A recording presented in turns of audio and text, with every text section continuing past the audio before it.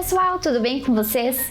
Hoje trago atualizações das atividades da Semana Farroupilha que já rolaram aqui na Câmara. Nesta última terça-feira, os servidores do Legislativo usaram o espaço do Rancho do Bardoso para declamar, cantar e dançar, em comemoração à Semana Farroupilha. Desta vez, a declamação foi do servidor Johan Hetzel Pereira. Já o CTG Galpão Prazer do Gaúcho se apresentou na sessão ordinária desta quarta-feira.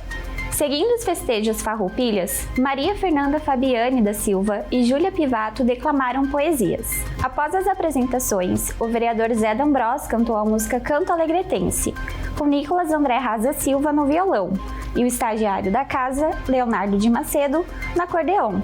Vale lembrar que ao longo da semana mais apresentações vão ocorrer no espaço e toda a comunidade pode participar.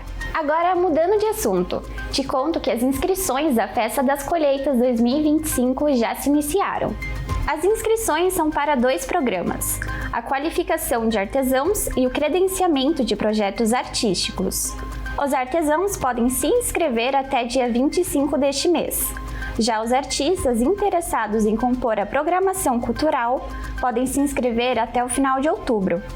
Para se inscrever, acesse o QR Code mostrado na tela. A festa parte das comemorações dos 150 anos da imigração italiana e vai ocorrer em março de 2025 em Caxias do Sul. Por hoje foi isso, pessoal. Até a próxima!